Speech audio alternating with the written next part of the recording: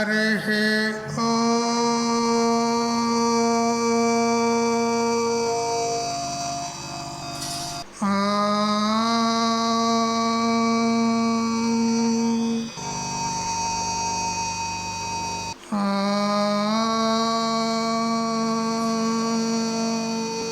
వంశీ విభూషితకరాన్నవనీరదాభాత్ పీతాంబరాదరుణబింబఫలాధరోష్ఠాత్ పూర్ణేందుసుందరముఖాదరవిందనేత్రాత్ కృష్ణాత్ పరం కిమపి తత్వమహం న జానే. వ్యాఖ్యాముద్రికయా లసత్కరతలం సద్యోగపీఠస్థితం వామే జానుతలే దధానమపరం హస్తం సువిద్యానిధిం. విప్రవ్రాతవృతం ప్రసన్నమనసం పాథోరుహంగత్యుతిం పారాశర్యమతీవ పుణ్యచరితం వ్యాసం స్మరేత్ సిద్ధయే. శ్రుతిస్మృతిపురాణానామాలయం కరుణాలయం నమామి భగవత్పాదం శంకరం లోకశంకరం. ఈశ్వరో గురురాత్మేతి మూర్తిభేద విభాగినే వ్యోమవత్ వ్యాప్తదేహాయ దక్షిణామూర్తయే నమః. యుక్తాహార విహారాయ వివిక్తస్థలవాసినే మలయాళయతీంద్రాయ బ్రహ్మనిష్ఠాయ తే నమః. గీతా భాగవతాద్వైత తత్వామృతస్వరూపిణే గండిక్షేత్ర నివాసాయ రామకృష్ణాయ తే నమః. ఓం పూర్ణమదః పూర్ణమిదం పూర్ణాత్ పూర్ణముదచ్యతే పూర్ణస్య పూర్ణమాదాయ పూర్ణమేవావశిష్యతే. ఓం శాంతి శాంతి శాంతి. స్వాంత పరికల్పిత బ్రహ్మాండాంతర్వర్తి సకల చరాచర ప్రాణికోట్ల యొక్క అసత్ జడ దుఃఖ మోహాత్మకమైనటువంటి సకల ఉపాధుల కంటే విలక్షణమై సత్తు చిత్తు ఆనంద రూపం చేత స్వయం ప్రకాశమానమై వెలుగొందుతున్నటువంటి ప్రత్యేక భిన్న పరమాత్మకు సాష్టాంగ ప్రణమిల్లుతూ ఆత్మీయులారా, శ్రీమద్ భగవద్గీత 7వ అధ్యాయము విజ్ఞాన యోగం. అందులో క్రమంగా 26 శ్లోకాలు మనం తెలుసుకున్నాము. తరువాత 27వ శ్లోకాన్ని చెప్పుకుందాము. శ్లోకం చదవండి. ఇచ్ఛాద్వేష సముత్థేన ద్వంద్వమోహేన భారత సర్వభూతాని సమ్మోహం సర్గే యాంతి పరంతప. హే భారత అంటే భరత కులంలో జన్మించినటువంటి ఓ అర్జున, సర్వభూతాన్ని సకల జంతువులు ఇచ్చ ద్వేష సముత్థేన ద్వంద్వమోహేన. ఇచ్చ అంటే కామం కోరిక, ద్వేషము ఉపలక్షణంగా ఇంకా పరమార్థ సాధనకు ప్రతికూలమైనటువంటి గుణాలు ఏవైతే ఉన్నాయో అట్లే సుఖము దుఃఖము శీతము ఉష్ణము మానపు అపమానము ఈ విధమైనటువంటి ద్వంద్వమోహేన ద్వంద్వ రూపమగు ఈ మాయ చేత సమ్మోహం అంటే మిక్కిలి అజ్ఞానమును సర్గే అంటే జనన కాలమందు యాంతి పొందుతున్నారు. సకల ప్రాణులు కూడా పుట్టుకతోనే కామక్రోధముల వలన కలిగినటువంటి సుఖ దుఃఖాది ద్వంద్వ రూపమైనటువంటి మాయ చేత మిక్కిలి అజ్ఞానాన్ని పొందుతున్నారు అంటాడు. ఈ శ్లోకంలో భగవత్ సాక్షాత్కారాన్ని అందరూ ఎందుకు పొందుట లేదు అనేటువంటి ప్రశ్నకు సమాధానం చెప్పబడింది.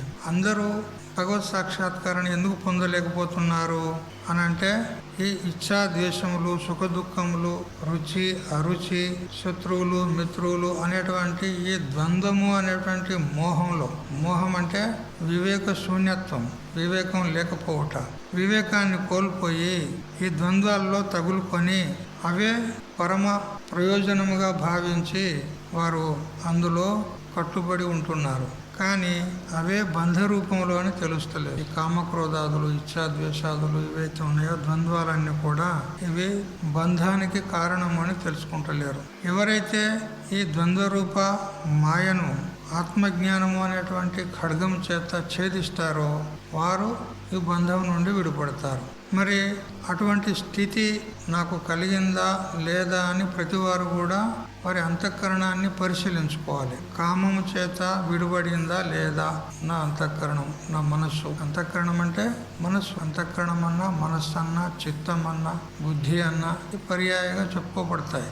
అయితే ఎవరికి వారు వారి యొక్క అంతఃకరణాన్ని పరిశీలన చేసుకోవాలి. నా అంతఃకరణంలో ఏవైనా కామనలు ఉన్నాయా చూసుకోవాలి. ఎందుకంటే ఒకరి అంతఃకరణం మరొకరికైతే తెలియబడదు. ఎవరి అంతఃకరణం వారికే అపరోక్షం ఉంది. అందుకని ఎవరికి వారే పరీక్షించుకోవాలి. క్రోధం ఉన్నదా, ఎప్పుడైనా కోపం వస్తుందా, నాకు రాదా, వస్తే అది నీటి మీది దెబ్బలాగా వచ్చి అలా పోతుందా, లేదా రాతి మీది వ్రాలులాగా అట్లే ఉంటుందా. కదా రాతి మీద శాసనాల మీద రాస్తారు కదా, శాసనాల మీద రాళ్ళ మీద అక్షరాలు రాస్తారు కదా శిల్పకారులు. అది చెరిగిపోతుందా, అది కలియుగాంతం ఉంటుంది, అది చెరిగిపోదు, మాసిపోదు.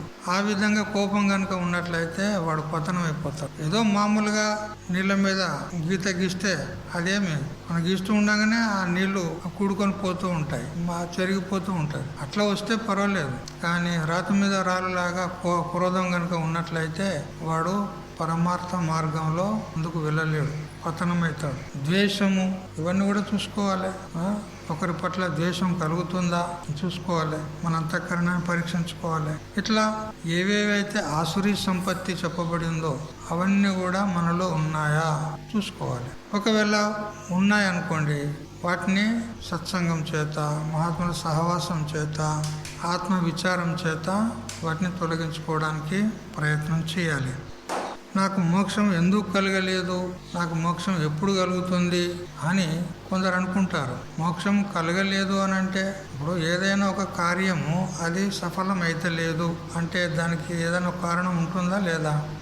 ప్రయత్నం చేస్తున్నాడు కానీ కార్యం సఫలం అయితే లేదు, ఎందుకు, దానికి ఏదో కారణం ఉంటుందా లేదా, ప్రతిబంధకం ఉంటుంది ఏదో. మరి నాకు మోక్షం కలుగుతలేదు అని అంటే మోక్షం అనేటువంటి ప్రయోజనం సిద్ధిస్తలేదంటే దానికి ఏదో ప్రతిబంధకం ఉంటుంది. ముఖ్య ప్రతిబంధకం అజ్ఞానం, లేదా దాని కార్యాలైనటువంటి ఇప్పుడు చెప్పుకున్నటువంటి కామం, క్రోధం, లోభం మొదలైనటువంటి ఇచ్ఛా, ద్వేషం ఇవన్నీ నీ అంతఃకరణలో ఉన్నాయి కాబట్టి అవి ప్రతిబంధకాలుగా నిలబడతాయి, జ్ఞానాన్ని కలగనియ్యాయి, మోక్షం కాదు. ఎవరికి వారు ఇది చాలా అనాయాసమైనటువంటి పద్ధతి అన్నమాట. ఎవరికి వాళ్ళు తన అంతఃకరణం పరీక్షించుకోవాలి. నాకు మోక్షం ఎందుకు కలుగుతలేదు, జ్ఞానం ఎందుకు కలుగుతలేదు అని ఎవరు వారు ప్రశ్నించుకోవాలి. ప్రశ్నించుకొని దానికి కారణాన్ని వెతకాలి. ఎవరికి వారే దొరుకుతుంది. నాలో ఏం ప్రతిబంధకాలు ఉన్నాయి అని మనం విచారించుకోవాలి. అందుకే భగవంతుడు ఇంతకుముందు చెప్పాడు కదా, ఉద్ధరేది ఆత్మనాత్మాను, తనను తానే ఉద్ధరించుకోవాలి. అంటే ఇట్లా పరీక్ష చేసుకొని తన అంతఃకరణలో దోషాలను అన్నింటినీ ఏరిపారేయాలి. ఈ విధంగా వరి చేను లోపల, పంట చేనుల లోపల కలుపు మొక్కలు ఉంటాయి, వాటిని అన్నింటినీ ఏరిపారేస్తేనే ఆ పంట ఏపుగా వస్తుంది. ఆ కలుపు మొక్కలు అట్లే ఉంచితే అవే మొదలు పెరిగి ఆ పంట చేను అణిచివేస్తాయి, పంటను రానియవు. అందుకని మనలో ఉన్నటువంటి కలుపు మొక్కలు ఏవి, ఈ కామ, క్రోధ, ఇచ్ఛ, ద్వేష మొదలైనటువంటి వాటిని పెరికి పడేయాలి. అందుకని ఇక్కడ మరొకరిని అడగాల్సిన అవసరం లేదు. చాలామంది అడుగుతారు, మాకు స్వామీజీ మేము చాలా రోజుల నుంచి సాధన చేస్తున్నాము, మాకు ఇంకా ఏమో సమాధానం అయినట్టుగా, ఏదో శాంతి లభించినట్టుగా మాకు అనిపిస్తలేదు అని అడుగుతారు. మేము ఇదే చెప్తాం, నీ మనసులో ఏదో ఇంకా ప్రాపంచికమైనటువంటి ఆసక్తి ఉంది, నువ్వు దాన్ని దొరకబట్టుకొని దాన్ని తీసేసుకుంటే నీకు ఆ శాంతి లభిస్తుంది అని మేము చెప్తాం. అంతే కదా, ప్రతిబంధకం ఏదో ఉంటుంది. ప్రతిబంధకం లేకుండా ఎందుకు జ్ఞానం కలుగుతలేదంటే ఏదో ఉంది కారణం, అంతే. ఈ ప్రకారంగా మోక్ష ద్వారం యొక్క 2 తలుపులు ఏంటి, ద్వంద్వ ధర్మాలు. ద్వంద్వం అంటే 2. ఏంటి? సుఖము, దుఃఖము, శీతము, ఉష్ణము, కామము, క్రోధము, ఇచ్చ, ద్వేషము, ఇవన్నీ ద్వంద్వ ధర్మాలు అన్నమాట. ఇవి మోక్షానికి అడ్డుగా తలుపులు అన్నమాట, మోక్ష ద్వారాన్ని మూసివేసేటి. అందుకని వాటిని బాగా విచారించి శోధించుకోవాలి మన అంతఃకరణాన్ని. ఎవరో ఉద్ధరించరు మనల్ని, చెప్పేవారు చెప్తారు, గురువులు శాస్త్రము నిమిత్తంగా ఉండి సహజంగా చెప్తూ పోతూ ఉంటారు. కానీ ఉద్ధరించుకోవాల్సింది నీకు నువ్వే. మరి ఉన్నాయా మన అంతఃకరణం లోపల ఇట్లాంటి దుర్గుణాలు? అవి తీసేసుకోవాలి. ఇది చాలా చక్కని శ్లోకం, ఎవరికి వారు ఆత్మశోధన చేసుకోవడానికి. అయితే మరి దానికి విపరీతంగా చెప్తాం. ఇప్పుడు తెలుసుకున్న శ్లోకానికి విపరీతంగా చెప్తూ ఉన్నాడు. ఏషాం త్వంతగతం పాపం జనానాం పుణ్యకర్మణాం తే ద్వంద్వ మోహ నిర్ముక్తాః భజంతే మాం దృఢవ్రతాః. పుణ్యకర్మణం, ఎవరైతే పుణ్యాత్ములు ఉంటారో, అంటే పుణ్యకర్మలు చేసినటువంటి వారు ఉంటారో, వారు ఏవైతే పుణ్యకర్మలు చేస్తారో అటువంటి జనానాం అంటే జనులలో, మనుషుల్లో, ఏషాం అంటే ఎవరి యొక్క పాపంతు పాపమైతే అంతగతం అంటే నశించినది అవుతున్నదో తే అట్టివారు ద్వంద్వ మోహ నిర్ముక్తాః. ఈ శీతోష్ణాదులు, సుఖదుఖాదులు, ఏవైతే ద్వంద్వ ధర్మాలు ఉన్నాయో వాటి నుంచి విడుబడిన వారయ్యి, సుఖదుఖ రూపమైనటువంటి అజ్ఞానంచే విడుబడిన వారయ్యి దృఢవ్రతాః మాం భజంతే. దృఢవ్రతులయ్యి, దృఢ సంకల్పం గలవారై. వ్రతం అంటే సంకల్పం. ఏకాదశి వ్రతము, గురువారం వ్రతము, శుక్రవారం వ్రతం పడతారు కదన్నారు. వ్రతం అంటే సంకల్పం. ఈరోజు నేను భగవంతుని ఉపాసిస్తూ, భగవంతుని ధ్యానిస్తూ, అన్నాహారాలు వదిలేసి నేను భగవత్ చింతనలో ఉంటాను అనేటువంటి సంకల్పం తీసుకోవాలి. అది కూడా దృఢ సంకల్పం ఉండాలి, గట్టి సంకల్పం ఉండాలి. ఏదైనా ప్రతిబంధకం వచ్చిందనుకో అప్పుడు వదిలేయడము అది దృఢ సంకల్పం కాదు. అందుకని ఇక్కడ స్పష్టంగా చెప్తున్నాడు, ఎవరి అంతఃకరణం అయితే శుద్ధంగా ఉంటుందో, ఎవరు పుణ్యకర్మలు చేసి వారి అంతఃకరణాన్ని నిర్మలంగా ఉంచుకుంటారో, సకల పాపాల నుంచి వాళ్ళు వినిర్ముక్తులవుతారో అటువంటి మహానుభావులు ఈ రాగద్వేషాలు, సుఖదుఖాలు మొదలైనటువంటి ద్వంద్వ ధర్మాలు ఏవైతే అవివేకం వల్ల కలుగుతున్నాయో వాటి నుంచి విడుపడతారు. ఆ తర్వాత నిశ్చలమైనటువంటి నియమం కలవారయ్యి వారు చివరికి నన్ను పొందుతున్నారు. మాం యాంతి అంటే నన్నే చేరుకుంటున్నారు అని చెప్పినాడు. ఇక్కడ కూడా చక్కగా మన అంతఃకరణ శుద్ధికి ఒక పరీక్షలాగా చెప్తున్నాడు భగవంతుడు. ఏదైనా ఒక దృఢ సంకల్పం తీసుకొని నేను బ్రహ్మచర్య వ్రతాన్ని పాటిస్తాను అని ఒక సంకల్పం తీసుకొని అతడు సాధన చేస్తున్నాడు అనుకో, మధ్యలో ఏవైనా అడ్డంకులు వచ్చినాయనుకో అప్పుడు ఆ వ్రతం భంగం అయిపోతుంది. అట్లే ఏదైనా ఒక అనుష్ఠానం చేస్తాను, ఒక మంత్ర జపం అనుష్ఠానం చేస్తాను నేను అని సంకల్పం తీసుకున్నాడు, కానీ మధ్యలో ఆగిపోయింది. లేదా సత్యమును పలుకుతాను, ఎప్పుడు కూడా నా జీవితంలో అబద్ధం ఆడను అని ఇట్లా వ్రతం తీసుకున్నాడు, సంకల్పం తీసుకున్నాడు అనుకో, కదాచిత్ ఏదైనా పరిస్థితి ఎదురయ్యి అబద్ధం ఆడాడు అనుకో, అంటే ఏమవుతుంది ఇక్కడ వాళ్ళు తీసుకున్నటువంటి వ్రతము ఏదో నిమిత్తం చేత భంగం అయిపోతుంది. దీనికి కారణం ఏమిటి అనేది మనం శోధించుకోవాలి అంటాడు. మనలో ఏదో వీక్నెస్ ఉన్నది, ఏదో దౌర్బల్యం ఉన్నది, దేనికో మనం వశగతులమయ్యి మన వ్రతాన్ని మనం పాడు చేసుకుంటున్నాం అట్లన్నమాట. అటువంటి త్రుటి ఏదైనా పొరపాటు జరిగినట్లయితే మన అంతఃకరణం శోధించుకొని అటువంటి పొరపాటు లేకుండా మనము సాధన చేయాలి అని చెప్తున్నాడు ఇక్కడ భగవంతుడు. అంతఃకరణంలో జన్మాంతర పాపము నశించలేదు కాబట్టి ఆ పాప సంస్కారం ఉద్భూతమయ్యి నిన్ను ఆ వ్రతం నుంచి భ్రష్టుని చేస్తాం. అందువల్ల ఆ పాప సంస్కారాలు ఏవో గుర్తుపట్టాలి, మన అంతఃకరణం శోధించి గుర్తుపట్టి ఆ పాప సంస్కారాలను తొలగించుకోవడానికి ప్రయత్నం చేయాలి. సరే, ఒకసారి పొరపాటు జరిగింది, వ్రతం భంగమైంది, కానీ మళ్ళీ అటువంటి పొరపాటు జరగకుండా చూసుకోవాలి. విశ్వామిత్రుడు ఎన్నోసార్లు తన సాధన నుంచి పతనమైనాడు, తన తపస్సునంతా పోగొట్టుకున్నాడు. ఆ మేనక వల్ల ఒకసారి, ఆ త్రిశంకు అనేటువంటి వాని వల్ల ఒకసారి. ఆ త్రిశంకు ఏం చేశాడు, వానికి ఒక పాడు కోరిక కలిగింది. ఏమిటి అని అంటే, నేను ఈ శరీర సహితంగా స్వర్గం పోవాలి. ఎవరైనా పోయినరా? సరే, పోయినటువంటి పుణ్యాత్ములు ఉన్నారు. అయితే తన స్వపుణ్యంతో పోవాలి, కానీ నన్ను నువ్వు పంపించు అని వశిష్ఠ మహర్షి దగ్గర పోయాడు. నన్ను ఈ శరీరంతో సహితంగా స్వర్గానికి పంపించు, నాకు స్వర్గం పోవాలని ఉన్నది అంటే ఎవరికి సాధ్యం చెప్పండి? వశిష్ఠ మహర్షి ఇది ప్రకృతికి విరుద్ధమైనటువంటి కోరికలు ఉండదగదు, ఇది అసాధ్యమైనటువంటి పని, నేను ఆ పని చేయలేను అన్నాడు. అప్పుడు వశిష్ఠుని కుమారుని దగ్గరికి పోయాడు, శక్తి ఋషి. ఆ శక్తి దగ్గరికి పోయి ఇట్లనే అడిగినాడు, నాకు శరీరంతో సహితంగా స్వర్గానికి పోయేది ఉన్నది, అటువంటి ఉపాయం చెప్పండి అని అంటే, ఈ కోరికను నువ్వు నా దగ్గరనే వ్యక్తపరిచావా, ఇంకెవరి దగ్గరికి వెళ్ళావా, ఎవరికైనా అడిగినావా అంటే, మీ తండ్రి గారి దగ్గరికి పోయి అడిగినా అంటే ఏమన్నాడు అంటే, అది సాధ్యం కాని పని, ఇది ప్రకృతికి విరుద్ధమైనటువంటి ఆలోచన, అది ఎప్పుడు కూడా చేయొద్దు.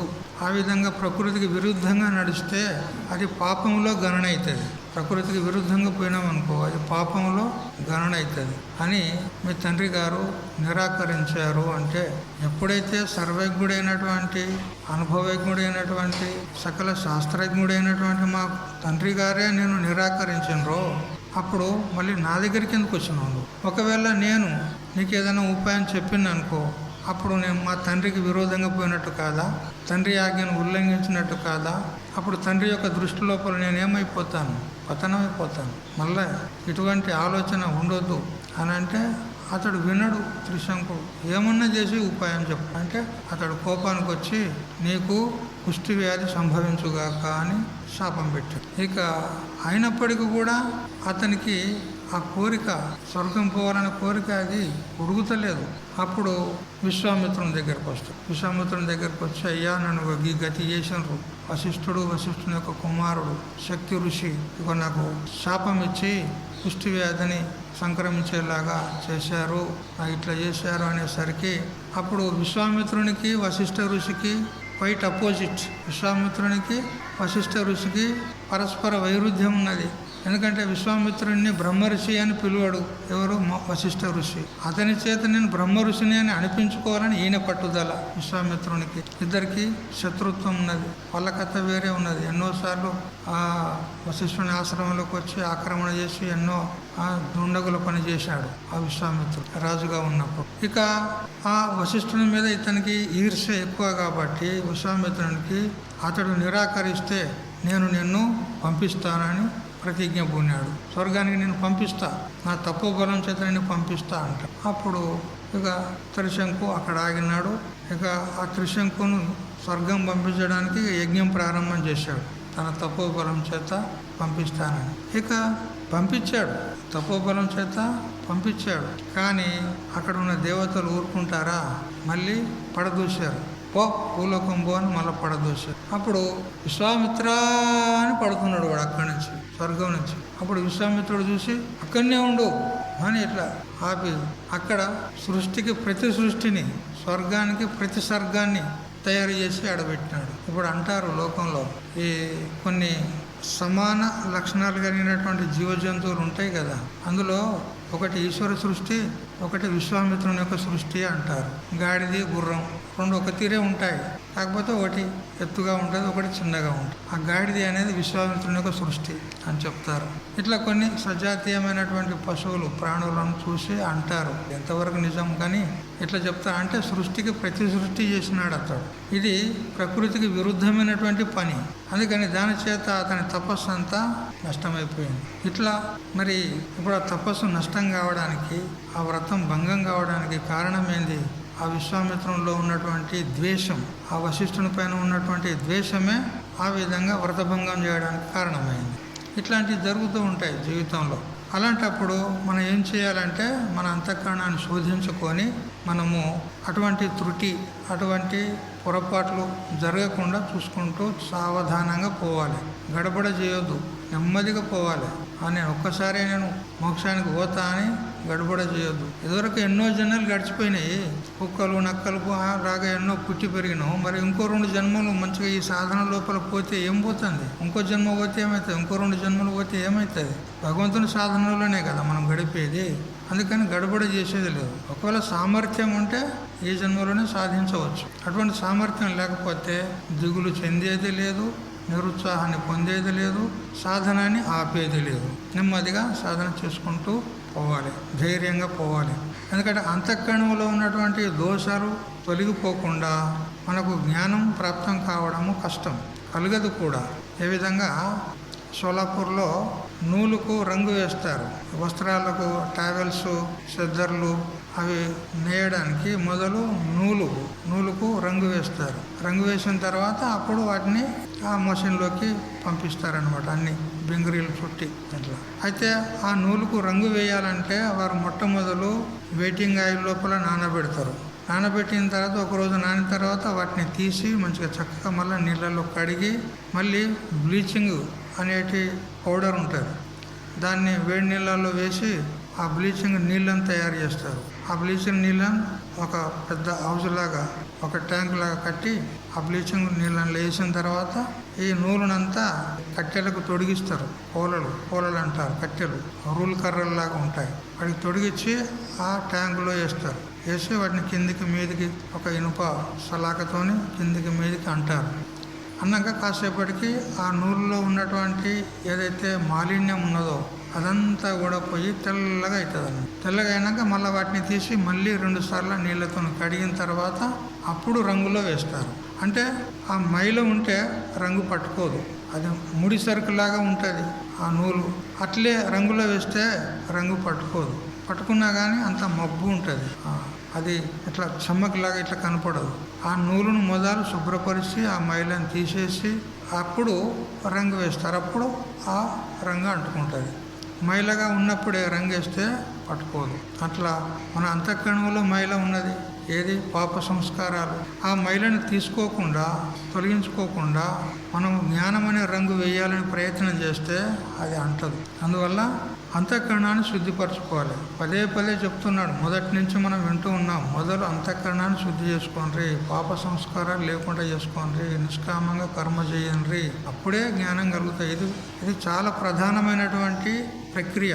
జ్ఞానం కలగడానికి పెద్ద కష్టం లేదు కానీ ఈ అంతఃకరణ శుద్ధికే చాలా ప్రయత్నం చేయాలి. ఎందుకంటే జన్మజన్మల సంస్కారం ఉంది మనలో.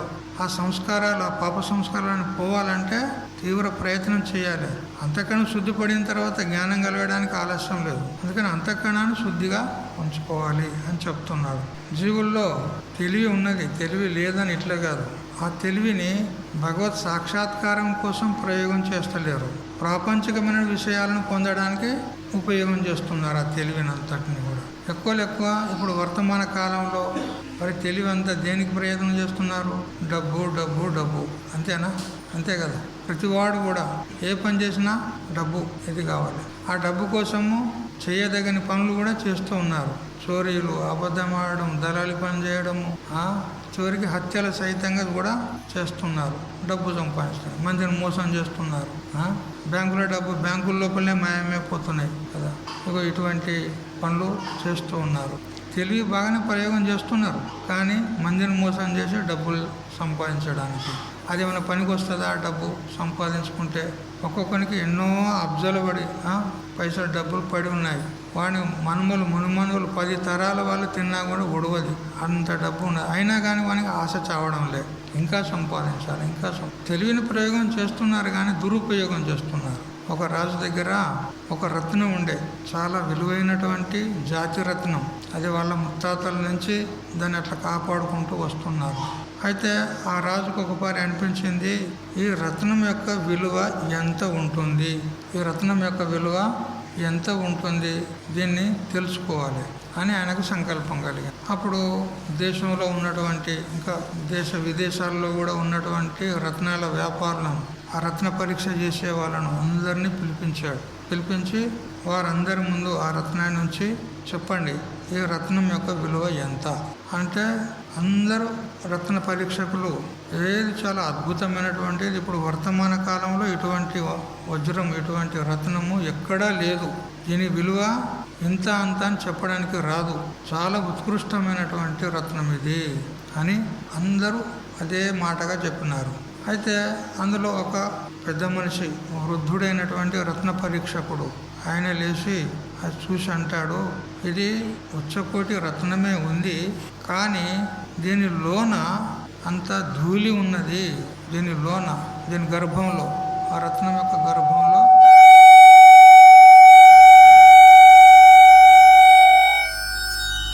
ఈ రత్నం యొక్క గర్భంలో ధూళి ఉన్నది, దుమ్ము ఉన్నది.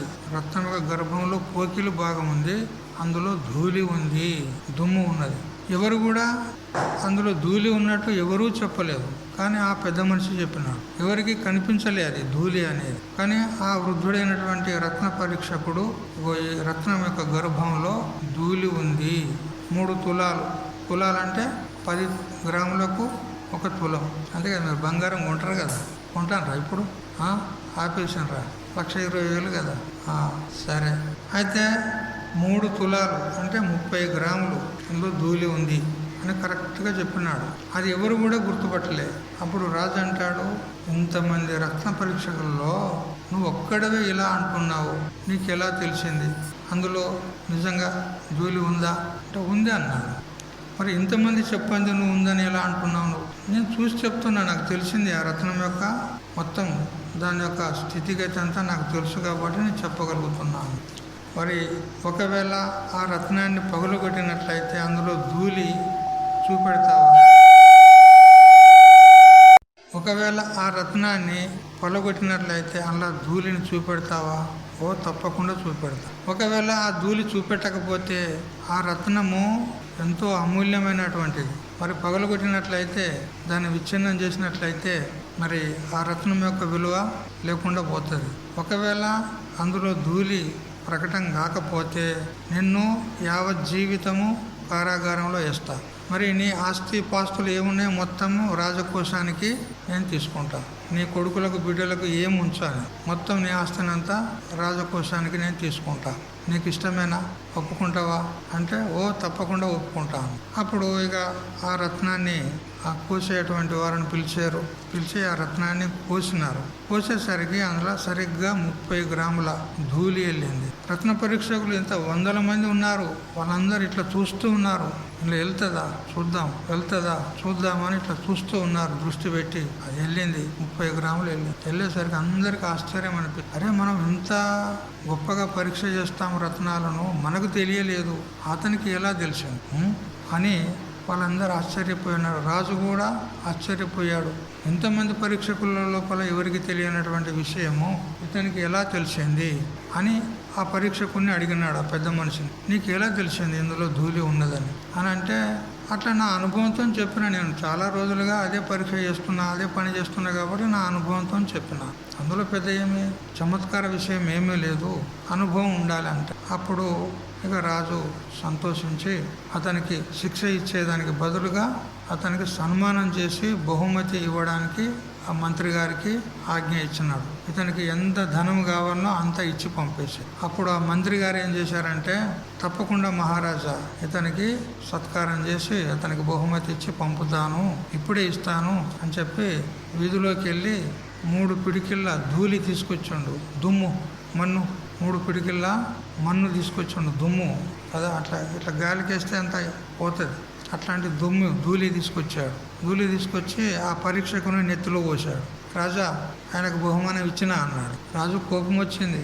నేను అతనికి సత్కారం చేసి బహుమతులు ఇచ్చి పంపమంటే నువ్వు ధూళి నెత్తిలో పోసినావు, మన్ను మట్టి నెత్తిలో పోసినావు అని కోపం వచ్చింది ఆ రాజు. అప్పుడు మంత్రి అంటాడు, నేను ఉచితమైనటువంటి బహుమతి ఇచ్చిన స్వామీజీ, యోగ్యమైన బహుమతి ఇచ్చిన, ఇంకా దీనికంటే ఇంకా గొప్ప బహుమతి లేదంటాడు. అప్పుడు ఆ పరీక్షకుడు కూడా అంటాడు, రాజా నువ్వు కోప్పడకు, అతడు మంచి యోగ్యమైనటువంటి బహుమతి నాకు ఇచ్చినాడు, ఇంతకంటే బహుమతి ఇచ్చేటోళ్ళు ఇంకెవరు లేరని ఆయన అంటాడు.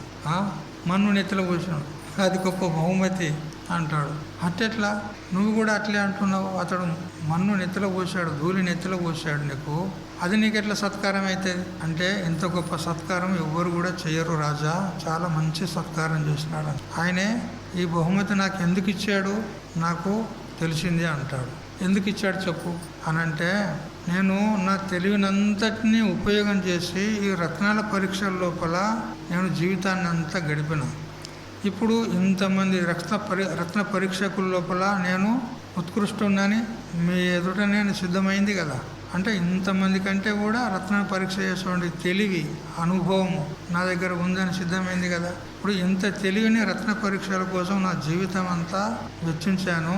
కానీ ఇంత తెలివి లోపల కనీసం సగమైనా కానీ భగవంతుని మీద పెట్టి ఆ భగవంతుని తెలుసుకోవడానికి నేను ప్రయత్నం చేస్తే ఇదివరకు నేను ఎప్పుడూ ముక్తుని అయిపోతే అన్నాడు. మీకేం తెలిసింది? మీకేం తెలిసింది? జీవితం అంతా తెలివిని ప్రాపంచిక విషయాలకు ఉపయోగం చేస్తున్నారు. భగవంతుని కోసం, భగవంతుని తెలుసుకోవాలని ఎవరైనా ప్రయత్నం చేస్తున్నారా? ఆ తెలివిని ఉపయోగం చేస్తున్నారా? తెలివి లేదా? మరి ప్రతి ఒక్కరిలో ఉంది తెలివి. భగవంతుడు ఇచ్చిన తెలివే అది. మరి ఆ తెలివిని ఎటు ఉపయోగం చేస్తున్నారు? అనాత్మ వైపుకు, ప్రపంచం వైపు ఉపయోగం చేస్తున్నా. కానీ తను ఉద్ధరించడానికి ఏమి ఉపయోగం చేసుకుంటలేదు. ఆ కొడుకులు, బిడ్డలు, మనమలు, మనవరాలు వాళ్ళు వీడిని ఏదో ఉద్ధరిస్తారని వాళ్లకు ఉపయోగం చేస్తున్నాడు. సంపాదించడం. ఎవడన్నా వీడిని ఉద్ధరిస్తాడా చెప్పు? మరి వీడు చేసే పని ఏంటిది? వ్యర్థ చేష్ట కదా, వృథా చేష్ట. ఎందుకు పనికిరాదు అది. వాని బాగు కోసము, వాని కళ్యాణం కోసము ఆ తెలివిని ఉపయోగం చేసుకుంటలేడు. చూసారా? ఎవరో కాదు, మనమే కదా. ఇప్పుడు ఇంత వయసు వచ్చింది, ఏం చేస్తున్నాం? ఇప్పటికీ ఇంకా మొహం పోతుందా? ముసలోళ్ళమైన విషయవాసనలన్నీ పోయినాయి, కానీ ఆ సంసారం మీద ఆసక్తి పోతుందా? నా కొడుకులు ఇంకా కోటీశ్వరులు కావాలి, సుఖంగా బతకాలి, నా మనుమలు మంచిగా బతకాలి. వాళ్ళ కోసమే మన తెలివినంత ప్రయోగం చేస్తున్నాం, జీవితాన్ని అంతా పాడు చేసుకుంటాం. ఇప్పటికన్నా కానీ మరి భగవంతుని భజిస్తా అనేటువంటిది లేదు. ఏదో నిన్న చెప్తే కదా, పోస్ట్ మ్యాన్ లాగా ఇట్లా వచ్చేది, ఒక గంట సేపు ఇక్కడ హాజరు చేసేది, మళ్ళీ అందులోకే పోయేది, ఆ పాడు కొంపలకే మళ్ళీ అందులోకే పోయి సచ్చేది. ఇట్లా మరి ఎక్కడ పోకపోతే ఎక్కడ పోవాలి చెప్పు, మరి నువ్వు జాస్తావా చెప్పు మమ్మల్ని అని అంటావు కదా. నువ్వు మమ్మల్ని పోషిస్తావా? మరి అక్కడ పోకపోతే ఎక్కడ పోవాలి? మళ్ళీ మా కొడుకులు బిడ్డలు కాకపోతే ఇంకెవరు మమ్మల్ని పోషించేది అని మీరు అంటారా లేదా? మరి మా ఆశ్రమానికి రాకూరు, మా దగ్గర అంత స్తోమత లేదు కదా. నేను ఒక్కనే ఉన్నా, నేను బతికేదే కష్టం కదా, నేనే భిక్ష ఆడుకొని బతుకుతా, మరి మిమ్మల్ని ఎక్కడ చదవాలి అని అంటారు కదా. మా ఆశ్రమానికి ఏమో రాకుండ్రి, మీ ఇంట్లో మీరే ఉండుర్రి, కానీ ఇప్పుడు చెప్పాను కదా, ఆ ఆసక్తిని వదిలిపెట్టి ఉండండి, ఆ అహంకారం మమకారాన్ని వదిలిపెట్టి ఉండండి, ఉన్న చోటే ఉండండి కదా. గుమ్మడికాయ అది పండు పండిన తర్వాత తొడిమి నుండి అది విడిపోతుంది, విడిపోయి మామిడి పండులాగా కింద వచ్చి పడుతుంది. ఇట్లా ఎక్కడ ఉన్నదో అక్కడనే ఉంటుంది. ఉర్వారుకమేవ బంధనాన్ మృత్యుర్ ముక్షీయ మామృతాత్ అని మనకు త్రయంబకం అంటే మృత్యుంజయ మంత్రం చెప్తుంది కదా. ఏమని చెప్తుంది? ఆ గుమ్మడి పండు అక్కడే ఉంటుంది, తొడిమెతోనే అంటినట్టే ఉంటుంది, కానీ అంటి ఉండదు, ఉసిపోతుంది, విడిపోతుంది. కానీ మనం చూసేవారికి అంటుకొని ఉన్నట్టే అనిపిస్తుంది, కానీ ఆ పండుకు తొడిమకు ఏం సంబంధం లేదు, ఊసిపోయింది, అక్కడే ఉంటుంది. కానీ మనకేమో తొడిమకు అంటుకొని ఉన్నట్టు అనిపిస్తుంది, కానీ అంటుకొని లేదు, ఊసిపోయింది. పక్వానికి వచ్చిన తర్వాత తొడిమే ఉంటుంది, దాంతో ఊసిపోతుంది. అట్లా మనం ఉన్న చోటనే ఉండాలి. ఏ ఆశ్రమంలో ఉన్నామో, బ్రహ్మచర్యం కానీ, గృహస్థం కానీ, వానప్రస్థం కానీ, సన్యాసం కానీ, ఏ ఆశ్రమంలో ఉన్నామో అదే ఆశ్రమంలో ఉండేది, కానీ అంటకుండా ఉండేది గుమ్మడి పండులాగా. ఇది నేర్చుకోవాలి మనం కదా. ఆసక్తిని వదిలి మరి పరమాత్మ యొక్క చింతనలో మనం శేష జీవితాన్ని గడుపుకోవాలి. ఏదో పాడైపోయింది ఇక మళ్ళీ రాదు అది కదా. నా అయితే గతం దినం, పోయిన దినం మళ్ళీ వస్తుందా? నిన్న పోయిన దినం మళ్ళీ వస్తుందా? పోయింది అంతే, కాలగర్భంలో కలిసిపోయింది. ఈ శేష జీవితం ఇక ముందు ఎంతో చెప్పడానికి రాదు. ఆ ఉన్నంతలోనే మనం భగవంతుని చింతనలో కాలం గడపాలి.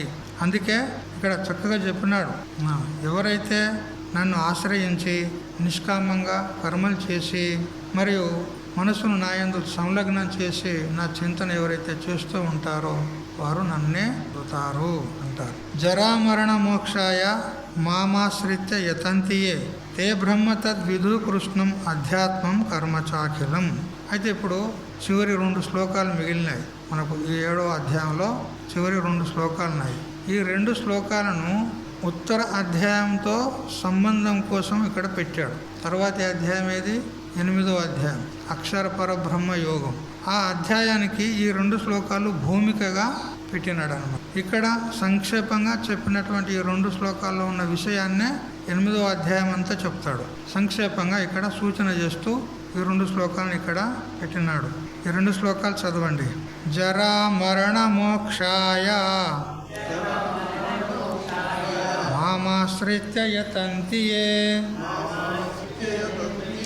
తే బ్రహ్మ తద్విదుః కృష్ణం అధ్యాత్మం కర్మ చాఖిలం సాధిభూతాధిదైవం మాం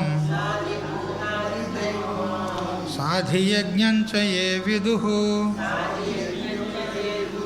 ప్రయాణకాలేపి చ మాం తే విదుర్యుక్తచేతసః. ఏ అంటే ఎవరైతే జరామరణ మోక్షాయ, జర అంటే ముసలితనం, జర అంటే జరుగు కదా అని అంటాం కదా మనం ఎవరినన్నా, జరుగు కదా అంటే కొంచెం జరుగు కదా అన్నాడు. జర అంటే కొంచెం అని అర్థం, అది కాదు ఇక్కడ. జర అంటే ముసలితనం కదా, మరియు మరణము చావు కదా. ఈ ముసలితనం నుంచి మరణం నుంచి ముక్తుడను కావాలి అనేటువంటి కోరిక చేత మాం ఏ ఆశ్రిత్య యతంతి, నన్ను ఎవరు ఆశ్రయించి ప్రయత్నం చేస్తూ ఉంటారో అటువంటి వాడు, తే అంటే వారు బ్రహ్మ, ఆ బ్రహ్మతత్వం అంటే ఏంది తెలుసుకుంటాడు, బ్రహ్మ అంటే ఏమిటి తెలుసుకుంటాడు, మరి అధ్యాత్మం అంటే ఏంది తెలుసుకుంటాడు, మరి కర్మ అంటే ఏంది తెలుసుకుంటాడు. ఇవన్నీ ప్రశ్నలు 8వ అధ్యాయంలో ప్రారంభంలోనే చేస్తాడు అర్జునుడు. కిం తద్ బ్రహ్మ కిం అధ్యాత్మం కిం కర్మ పురుషోత్తమ అధిభూతంచ కిం ప్రోక్తం అధిదైవం కిం ఉచ్యతే. 5 ప్రశ్నలు చేసినాడు మొదటి శ్లోకంలో. 2వ శ్లోకంలో మరొక 2 ప్రశ్నలు చేసినాడు. మొత్తం 7 ప్రశ్నలు చేసినాడు. ఆ 7 ప్రశ్నలకు భూమిక రూపంలో ఇక్కడ ఒక చిన్నంగా శాంపల్ అంటారు కదా, శాంపల్ లాగా చూపెడుతున్నాడు. బ్రహ్మమును తెలుసుకుంటాడు, అధ్యాత్మమును తెలుసుకుంటాడు, కర్మను తెలుసుకుంటాడు అని ఈ విధంగా చెప్తూ ఉన్నాడు. బ్రహ్మ అంటే ఏంది, అధ్యాత్మం అంటే ఏంది, కర్మ అంటే ఏంది, ఇవన్నీ ప్రశ్నలు చేసి వాడికి సమాధానం ఉత్తర అధ్యాయంలో భగవంతుడు చెప్పబోతాడు. అట్లా అయితే ఎవరైతే ముసలితనాన్ని మరి మరణాన్ని లేకుండా ఈ రెండింటి నుంచి ముక్తులం కావాలనుకుంటారో వారు నన్ను ఆశ్రయించి భజిస్తారు అంటున్నాడు. ఇక్కడ 2 ఎందుకు తీసుకున్నాడు, జర అంటే ముసలితనము మరియు మరణము, ఈ 2 తీసుకున్నాడు. ఇంకా అనేకమైనటువంటి అవస్థలు ఉన్నాయి కదా జీవునికి, జాయతే అస్థి వర్ధతే విపరిణమతే అపక్షయతే వినశ్యతి అని ఈ విధంగా చెప్తారు కదా. అయితే జీవునికి జన్మించేటప్పుడు కూడా దుఃఖం కలుగుతుంది, కానీ అది అజ్ఞాతావస్థలో ఉంటాడు. వాడు మూర్ఛితుడై ఉంటాడు జన్మించేటప్పుడు. జీవుడు ఆ దుఃఖాన్ని భరించలేక వాడు మూర్ఛితుడైపోతాడు. అది అజ్ఞాతావస్థలో ఆ దుఃఖాన్ని అనుభవిస్తాడు. కానీ ఈ ముసలితనం ఉన్నది కదా, ఇది అందరికీ ప్రతి ఒక్కరికి జ్ఞాత అవస్థలో తెలుస్తుంది ఏమేమి దుఃఖాలు కలుగుతాయని. తెలుస్తాయా లేదా, మీకు తెలియబడుతున్నాయా లేదా? మరి అంతా ముసలోళ్ళే కదా. ఏం కబడ్డీ ఆడేటోళ్ళు అయితే ఎవరు లేరు కదా ఈడ. కబడ్డీ ఆడతారా? ఎక్కడి కబడ్డీ, అడుగు తీసి అడుగు పెట్టేదే కష్టం అవుతుంది కదా. మరి మీకు అనుభవం ఉంటుందే కదా, ముసలితనం అంటే ఎంత సుఖమో. సుఖమే కదా ముసలితనం అంటే, కాదా? తలకాయ ఇట్టిట్లు ఊపుతున్నావు కదా, చూసారా? భర్తృహరి ఈ ముసలితనాన్ని గురించి చక్కగా వర్ణించాడు. ఒక శ్లోకం ఉంది, గాత్రం సంకుచితం గతిర్విగలిత భ్రష్టాచ దంతావలి అని ఈ విధంగా వర్ణన చేస్తూ, గాత్రం అంటే శరీరము సంకుచితమైపోతుంది. మనము యవ్వనావస్థలో ఉన్నప్పుడు శరీరం ఎట్లా ఉండే, ఆజానుబాహునిలాగా ఇట్లా బాగా ఉండే. ఇప్పుడు ఏమైంది, జర్జరం అయిపోయి సంకుచితం అయిపోయింది. కొందరు శరీరాలు చిన్న పిల్లవాళ్ళలాగా, పిల్లవాడేనా అనిపిస్తుంది, అంత సంకుచితం అయిపోతుంది శరీరం. మేము స్వయంగా విద్యా ప్రకాశానంద స్వామి శరీరాన్ని చూసాము. అంతే సమయంలో చిన్న పిల్లవాళ్ళలాగా ఇట్లా చేతుల మీద కుర్చీలో కూర్చుండబెట్టుకొని తీసుకొచ్చినాం. ఆ నిజాం కాలేజీలో హైదరాబాద్లో ప్రవచనం చెప్తుంటే చివరి ప్రవచనం లాస్ట్, అక్కడి నుంచి అటే ఇక పోయినాడు. అతను 3వ అంతస్తులో ఇచ్చిన అతనికి ఉండడానికి విడిది. మేము పోయి అతన్ని కిందికి తీసుకురావాలంటే ఆ లిఫ్ట్ నడుస్తలేదు, కరెంటు లేదు ఆ టైం లోపల. ఆ ప్రవచనానికి టైం అవుతుంది, లేటు కావద్దు అని చెప్పి కుర్చీలో కూర్చుండబెట్టి అతన్ని మెల్లగా మెట్ల మించెలి తీసుకొచ్చాము. ఎంత ఒక 25 కిలోలు 30 కిలోలు కూడా లేడు. అప్పుడు ఆ వయసు లోపల 70-80 కిలోల మనిషి కదా. అటువంటి వాడు పూర్తిగా సంకుచితమైంది, శరీరం అంతా జర్జరం అయిపోయింది. అయినా కానీ వాణి మాత్రము అది తగ్గలేదు. వాణి మాత్రం గంటలాగా వచ్చేది. ఇప్పుడు అట్లా జర్జరమైపోతుంది శరీరం. గతిరి విగలిత, మన అడుగులు తడబడుతూ ఉంటాయి, నడవలేము. 3వ కాలు కావాలి, కట్టే ఒక కర్ర కావాలి, పనులన్నీ ఊసిపోతాయి. తినాలని అనిపిస్తుంది, తినలేము కదా. ఎంత బాధ అనిపిస్తుంది. వాళ్ళు ఎదుటి వాళ్ళు అందరూ మంచిగా తింటూ ఉంటారు వాళ్ళు కదా. వాళ్ళు మంచిగా తింటూ ఉంటారు. వాళ్ళు తింటూ ఉంటే వీనికి పానం అంతా ఎట్లయితుంది, అంతా ఉక్కిరి బిక్కిరి అయిపోతే అయ్యో నాకు పనులుంటే నేను కూడా తిందు కదా అని అనిపిస్తుంది, కానీ తినలేడు కదా. మొక్కజొన్న కంకి బుక్తావా తాత అని అంటే పనులు దంగయ్యరా అంటే ఏమన్నట్టు తినాలని ఉన్నది కానీ అది దంగయ్యేవి. ఇట్లా తాత పెళ్లి చేసుకుంటావా, ఎవరు పిల్లని ఇయ్యర్రా ఇప్పుడు అంటే చేసుకోవాలని ఉన్నది అన్నట్టు కదా. లోపల మాత్రము వాసనలు ఉంటాయి కానీ శరీరం ఏమో సహకరించేది. అప్పుడు వాళ్ళ కమ్మకమ్మాయి తింటూ ఉంటే వీనికి పానం అంతా ఉక్కిరి బిక్కిరి అయిపోతుంది అన్నమాట కదా. ఇక ఇట్లాంటి కోడలు ఎవరైనా ఉంటే ఆ మొక్కజొన్న కంకిని దాన్ని మంచిగా దంచి మెత్తగా చేసి మిక్సర్లు వేసో లేకపోతే రోళ్ళ లోపల వేసో దంచి ఇస్తే అది కూడా నమ్మడానికి శాత కాదు, ఉట్టిగా సప్పరిచ్చి ఉంచేస్తాడు. మరి వాసన చూడు, విషయ వాసన. మరి నాకెందుకులే అంటుండవాడు, పోనమ్మా నాకెందుకు, నాకు పనులే లేవు, నాకు ఏమో ఇష్టం లేదు అని అంటుండవాడు. దంచిస్తే కొంచెం దంచి నేను తింటా అంటాడు వాడు, వాసన పోతలేవు చూడా. అట్లా భ్రష్టాచ దంతావలి కదా. మరి తల నెరిచిపోతుంది కదా, వెంట్రుకలు తెల్లబడ్డాయి కదా, అయినా కానీ వాసనలు పోవు చూసారా. మరియు బంధువర్గం వాళ్ళు కూడా ఇతని యొక్క మాటను ఎవరు కూడా పట్టించుకోరు. మంచి మాటే చెప్తాడు, అనుభవజ్ఞుడు ఉన్నాడు, పెద్ద మనిషి ఉన్నాడు కాబట్టి అనుభవపూర్వకంగానే చెప్తాడు. కానీ ఏ ముసలోడా నీకేమరక పో అంటారు, ఎవరు కూడా ఆదరించారు అతన్ని. ఇక భార్యన శుశ్రూయతే, భార్య సేవ చేయది. ఇక చెయ్యదంటే ఇక కట్టుకున్నందుకు తప్పుతుందా, ఇక ఏదో చెయ్యాలనుకొని ఏదో కష్టంతో చేస్తారు కొంతమంది, కానీ ప్రేమపూర్వకంగానైతే చేయరు. ఎందుకంటే అప్పుడు అవస్థ వేరే ఉంటుంది. ఎందుకంటే ఆ మంచంలో ఉండి అన్నీ చేస్తుంటే ఎట్లా అనిపిస్తుంది, ఎంత ప్రేమ ఉన్నోళ్ళైనా కానీ వాళ్ళకు ఏమైనా విసుగు అనిపిస్తుందా లేదా. మంచంలోనే అన్నీ చేస్తున్నాడు అనుకో, అప్పుడు ఏం చేస్తారు వాళ్ళు పాపం, చీచి చీచి ఈ బట్టలన్నీ ఎట్లా శుభ్రం చేయాలి, నేను ఎట్లా సాఫ్ చేయాలి, ఇంత అక్కర్లేదా నీకు, చెప్పవా నువ్వు అని అంటారు. మరి వాడిని ఏం చేయమన్నావు, వానికి ఇంద్రియాలు పట్టుతో తప్పిపోయినాయి, మూత్రం వచ్చేది తెలుస్తలేదు, ఏమొచ్చేది తెలుస్తలేదు, వాడిని ఏం చేయమన్నావు. అటువంటి అవస్థల లోపల వాని కష్టం వాడు అనుభవిస్తున్నాడు, ఇతరులు కూడా వాడిని దూషిస్తున్నాడు, తిడతారు. ఏం పని చేస్తున్నావు అట్లా ఇట్లా అని తిడతారు. చూడు ఆ జర్జర అవస్థ యొక్క పరిస్థితి చూడండి. ఆ కష్టం పురుషస్య జీర్ణ వయసః అంటాడు.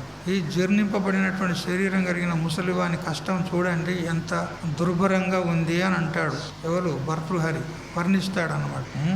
ఇంకా భాగవతంలో కూడా మన పోతన మార్పులు చెప్పినారు.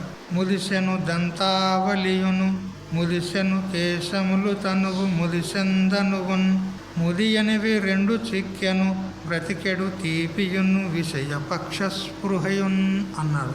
దంతావళి పూసిపోయినాయి పనులు, మరియు కేశాలు తెల్లగైపోయినాయి, మరి తనువు శరీరం జర్జరమైపోయింది, ఏం పనికి రాకుండా అయిపోయింది. ఇవన్నీ కూడా ముదిసినవి అంటే జర్జరమైపోయినాయి. కానీ ముది అనేవి రెండు చిక్కెను కదా, ముసలి కానివి రెండు మిగిలినాయి అంటాడు. శరీరం అంతా ముసలిది అయిపోయింది, జర్జనం అయిపోయింది, పనులు ఊసిపోయినాయి, వెంట్రుకలు తెల్లబడ్డాయి, కళ్ళు కానరాకుంటాయి, చెవులు వినరాకుంటాయి, కాళ్ళు నడవలేకుండా అయిపోయినాయి, అంతా అయిపోయింది. కానీ ముసలితనము పొందనివి ముసలివి కానటువంటి రెండు మిగిలినాయి అంటాడు. ఏంటి అని అంటే బ్రతికెడు తీపి అంటాడు. బ్రతికెడు తీపి, నేను ఇంకా బ్రతకాలి అనేటువంటి బ్రతుకు మీద తీపి ఒకటి మిగిలిపోయింది అంటాడు. ఇంకోటి విషయ పక్ష స్పృహయన్ అంటే విషయాల యందు ఉన్నటువంటి వాసన ఆసక్తి అది ఇంకా పోలేదంటాడు. నిజమా వద్దామా? నిజమేనా? శాస్త్రం చెప్తుంది మనకు. ఇది ఎవరో చెప్పిందంటే పోనీలే వాళ్ళు ఏం చెప్పింది అని అంటొచ్చు, కానీ శాస్త్రం చెప్తుంది. శాస్త్రం ఏం చెప్పినా ప్రతి అక్షరం కూడా అది సత్యం ఉంటుంది. ఇంకా విషయాలను అనుభవించాలని ఇప్పుడు మనం చెప్పుకున్నాం కదా, అది తినాలి ఇది తినాలి అనేటువంటి ఆసక్తి ఉంటుంది, కానీ తినలేడు. ఒకవేళ కకృతి పడి తిన్నాడే అనుకో, అది జీర్ణం కాదు. జీర్ణం కాకపోతే ఇక సేవ చేసేటోళ్ళకి తిప్పలు, అంతే కదా. ఇటువంటి పరిస్థితి ఏర్పడుతుంది. ఇగో ఇది ముసలితనంలో ఉన్నటువంటి ఇటువంటి కష్టాలు ఉంటాయి. అందుకని ఈ కష్టము ప్రతి వారికి కూడా అనుభవంలో ఉంటుంది. అందుకని భగవంతుడు ఇక్కడ జరా అని తీసుకున్నాడు శబ్దం. మరియు మరణకాలంలో కూడా ఎంత కష్టమైతే జీవునికి తెలుస్తుంది.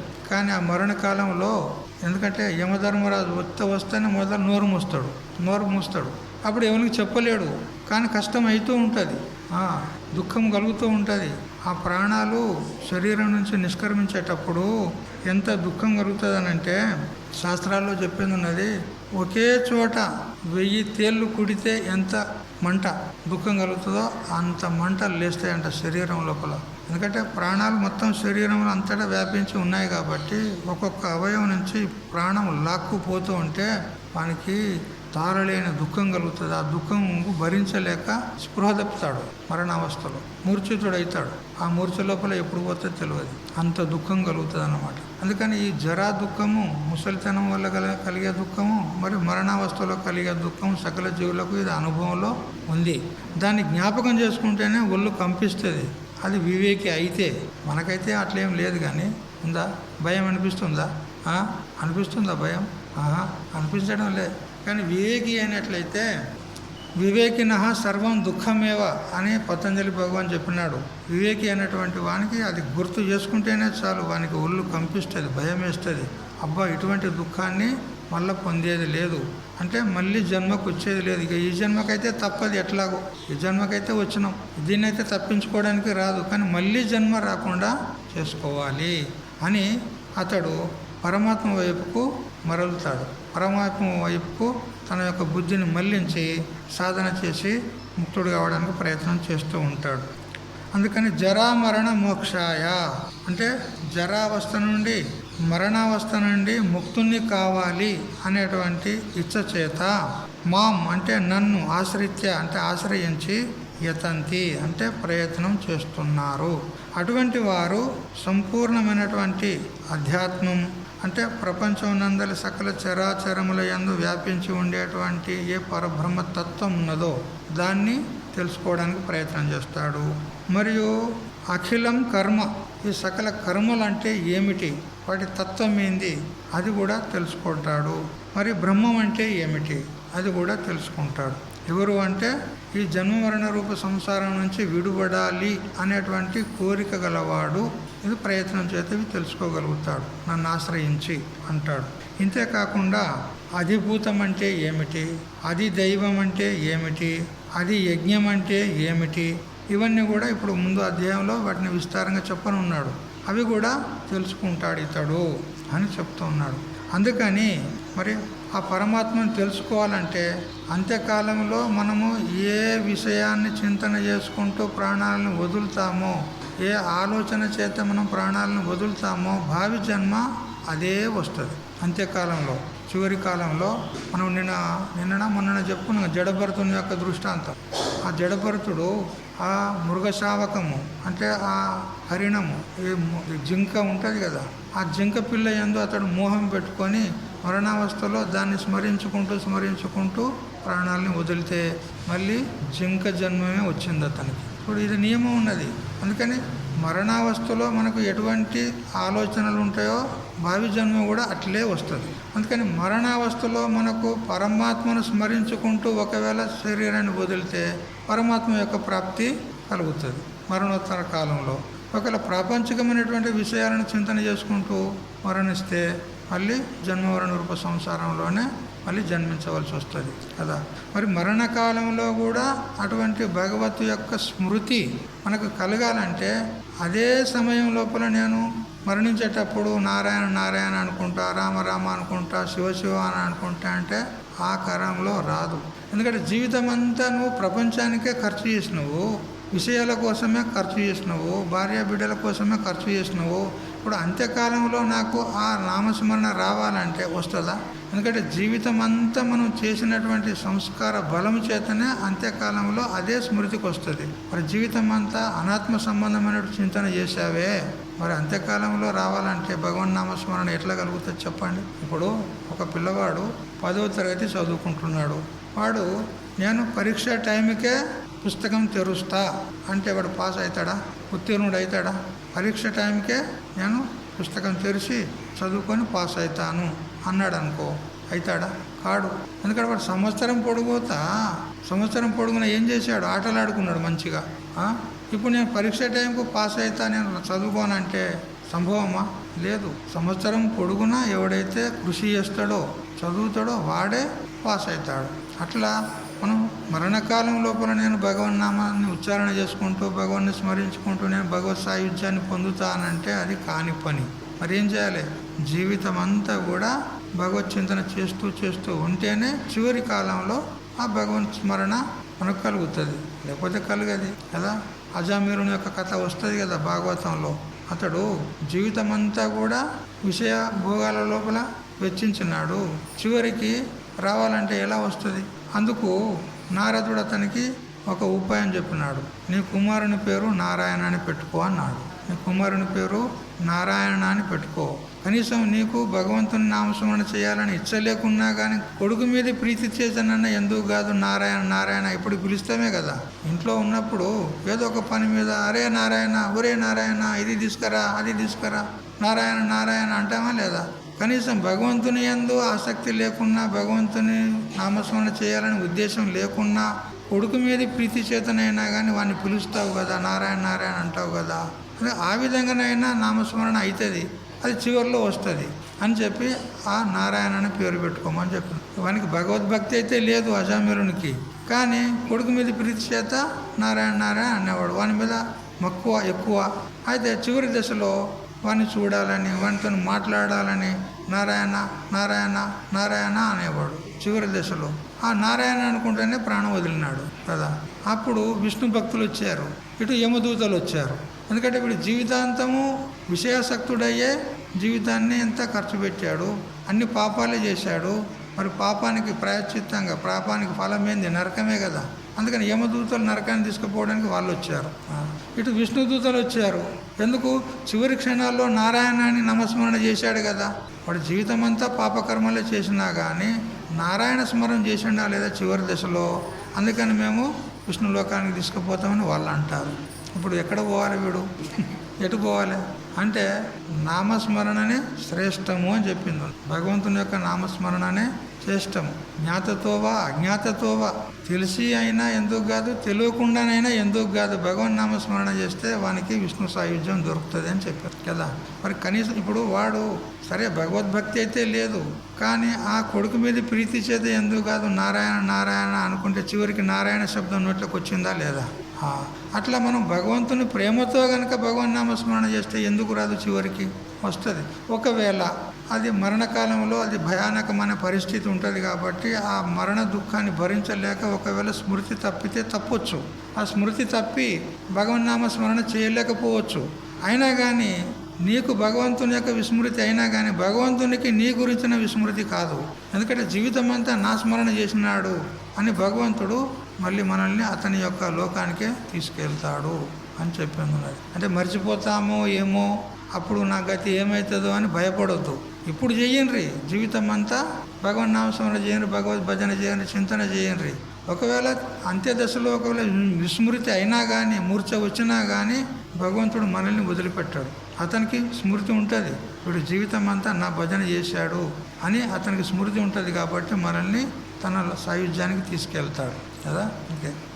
అందుకే భక్తులు ఇలా వేడుకుంటారు. కృష్ణత్వదీయ పద పంకజ పంజరాంత అధ్యైవ మే విశతు మానస రాజహంస ప్రాణప్రయాణ సమయే కఫవాత పిత్తైః కంఠావరోధన విధౌ స్మరణం కుతస్తే. హే కృష్ణ, చూడు, మరణ సమయం లోపల నాకు కంఠం నిరోధించబడవచ్చు. ఎందుకంటే మరణ సమయంలో కఫము వాతము కఫం వచ్చి అతడు ఆ కఫం ఒకవేళ ఆ కంఠంలో వచ్చి ఆగిపోయింది అనుకో, అతడు మాట్లాడలేడు, భగవంతుని స్మరించలేడు, భగవంతుని నామాన్ని ఉచ్చరించలేడు, స్మృతి తప్పిపోతుంది. అప్పుడు నీ యొక్క నామస్మరణ చేయుదునో లేదో. అందుకని నీ యొక్క చరణకమల యందు నా మనస్సు నిరంతరము అక్కడే లగ్నమై ఉండేలాగా నాకు అనుగ్రహించు. ఎప్పుడు? ఈ జీవిత కాలంలోనే. ఆ సమయంలో నీ నామస్మరణ చేస్తానో లేదో, నిన్ను స్మరిస్తానో లేదో. అందుకని ఇప్పుడే నాకు నీ యొక్క స్మరణ ఎప్పుడు కలిగేలాగున, నీ యొక్క భజన చేసేలాగున నాకు అటువంటి వాణిని ఇవ్వండి. నా మనసును చరణ కమలాల్లో సంలగ్నమై ఉండేట్లాగా అనుగ్రహించు అని భగవంతుడు ఎప్పుడూ వేడుకుంటాడను. అట్లా మీరు కూడా వేడుకోండి. కాబట్టి అంత్యకాలంలో మనకు ఎటువంటి ఆలోచన ఉంటుందో అటువంటి జన్మనే మనకు భావి జన్మ వస్తుంది. మరి దానికోసము ఏదో చివరి దశలో నేను భగవంతుని నామస్మరణ చేస్తా అంటే కుదరదు. జీవితం అంతా చేస్తేనే ఆ సంస్కార బలం చేత అంత్య సమయంలో భగవంతుని నామస్మరణ, భగవంతుని యొక్క స్మృతి కలుగుతుంది, లేకపోతే రాదు. అందుకని మరి ఇప్పటి నుంచే మనము భగవంతుని యొక్క భజన చేస్తూ ఉండాలి అని చెప్తూ ఈ అధ్యాయాన్ని ఇంతటితో ఉపసంహారం చేస్తూ ఉన్నాడు. హరి ఓం తత్సత్. ఓం సహనావతు సహనౌ భునక్తు సహ వీర్యం కరవావహై తేజస్వినావధీతమస్తు మా విద్విషావహై. ఓం శాంతి శాంతి శాంతి.